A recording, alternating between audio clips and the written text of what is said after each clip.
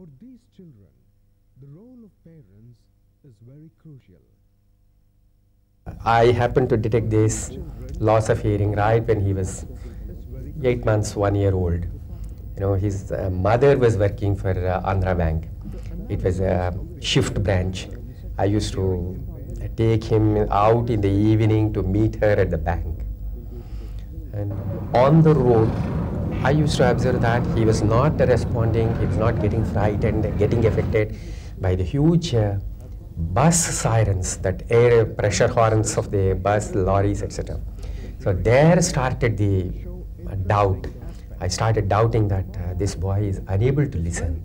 Then, you know, I spoke to her. I told her, look, this boy appears to be something like that. But then, and ours was a joint family at that time. So I told my mom and my dad. Then they said, yes, a 1 year child, if he is unable to speak and if he is not responding, don't bother about it. But anyway, you know, I was having my own doubts.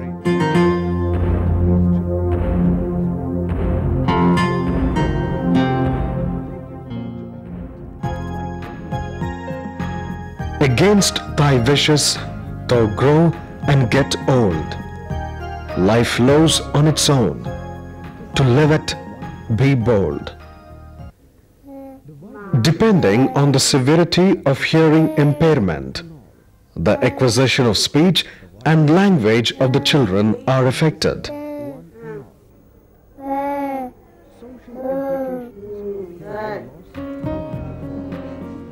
About 3% of India's population is hearing impaired.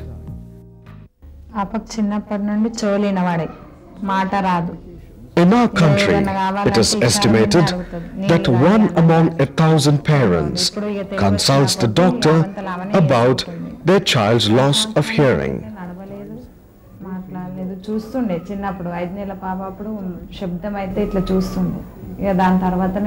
This is a case of a congenital deafness because she doesn't have any other problem like infection or injury or anything of that sort. And it is noted right from 5th month onwards itself. This fits into like delayed milestones. She was telling that it was around 2 years by the time a child could hold her neck and also turn in the bed and so on. Definitely it has a role for her hearing handicap also. In acquired conditions, mostly adenoid enlargement or recurrent tonsillitis or a sepsis in the nose may be the source of infection for the ear. So to rule out any infection in those zones, we look at it actually. It is never too late to consult a doctor in case of hearing impairment. Detection of hearing loss at an early is very important for the proper rehabilitation of the hearing impaired population. Any parent normally will come with a complaint of child is not able to respond or is not able to speak. So for these children, immediately we will do first the behavioral observation by using our different audiological techniques. Then we will do the impedance audiometry to rule out the middle ear condition. And then as the children is not cooperative, we will try to do the conditioning audiometry. Or if the child is still not able to do for the conditioning audiometry, we will go for the more objective and sophisticated equipment like brainstem evocative response audiometry, that is BERA. And then we will try to analyze the cochlear integrity by using the autoacoustic emission in children. So we will analyze by placing the different statistics which was given automatically by the instrument. By saying this, here you can see the black shading and the red shading. This red shading is the response from the inner ear or the cochlea of the baby. So after finding the overall correlation and overall statistical analysis of the baby, we found that her cochlea is damaged because the absence of autoacoustic emission is there. So we can say that this is an absence of the cochlea damage is present. Maximum level, that is at 95 decibels, the child does not show any response. That means she got a confirmed case of severe to profound hearing loss. Once confirmed about the child's loss of hearing, the parents have their own doubts. By giving him a hearing aid, can he listen? Can you fit the next? Can you fit a suitable hearing aid? If you can fit a suitable hearing aid, can he listen with the hearing aid as clear as we are able to listen? Can he speak like us?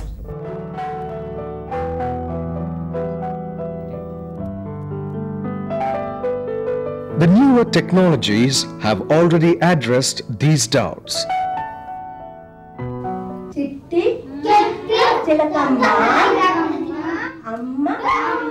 With scientific methods of mainstreaming and inclusive educational methods, the possibilities of having normal speech are quite high in many cases.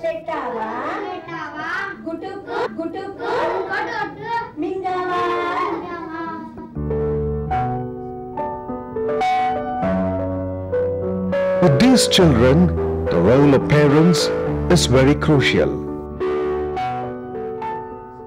Draw the pictures and play cards and show them the real things, and you ask him to identify. First you should ask him, you take the card, put near to your mouth and tell him this is plain, this is plain, this is plain. He will see the picture, he will see the lip, and then the correlation, plain and this has some relationship. Whenever Amma says plain, he should pick up that card and give to Amma. He went to school and I took him to one speech therapist there, Dr. Sudha. Within 1 month he started saying Amma, bus, car, flower. It was really wonderful.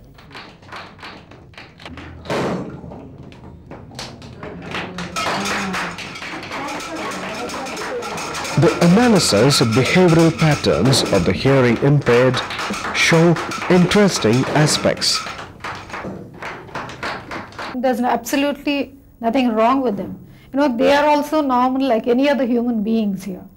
So we should try to motivate them to interact with their normal counterparts in a normal pattern.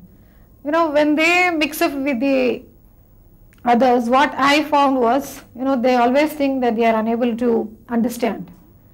See, if we can counsel these children and their parents also to move in the normal atmosphere or the normal environment in a normal way. See, basically when you interact with the disabled child, what happens is the parents also feel that something is wrong with their child, and they also, they are stigmatized in the society. But instead, if you try to show your child to everyone, be open to counseling or open to the avenues which the children have, I think definitely they can get better.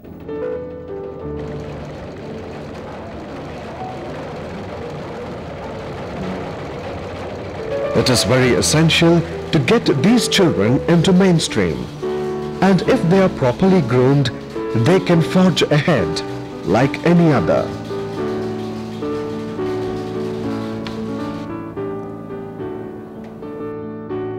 Now he is in the engineering third year. He has written the examinations. He is now going into the fourth year engineering. Hare Krishna. The vibrations of ignorance can disturb one and all. More people dislike me. Social implications of hearing loss are manifolds.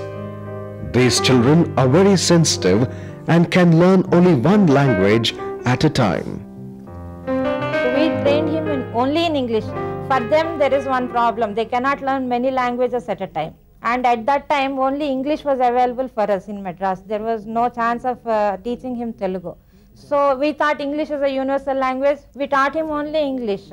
That small child other day in Sitaholmandi bus stand asked something in Telugu. This fellow couldn't understand. So he said no. That boy went to the other person and he was watching, Hari was watching that boy. And the other person, he helped him in crossing the road. Then this fellow realized that the boy asked him to help him in crossing the road. And he came and he said, today I felt very bad, Amma. Why? I asked him why. One small boy came and asked me something. I could not understand. I said no. He went to the other person and other person helped him in crossing the road. I felt bad. If only I knew Telugu, I could have helped him. What the child would think of me? See, where you and me do not point out a finger and say she or he is a disabled. But when you go into the community, there are so many people saying, oh, these people are good for nothing, they can't speak. That is not the way. We have to actually counsel the community also as a whole. They need too much of exposure. The trends have been changing. So they need to understand they are also one of us. And French. Oh, very good. He is very ambitious with regard to his studies. He intends joining IIT Kharagpur for his post-graduation. The time spent on these children can be worth of it. And it is said, if you say nothing in this world is impossible, remember, not one, many hands need to make it possible.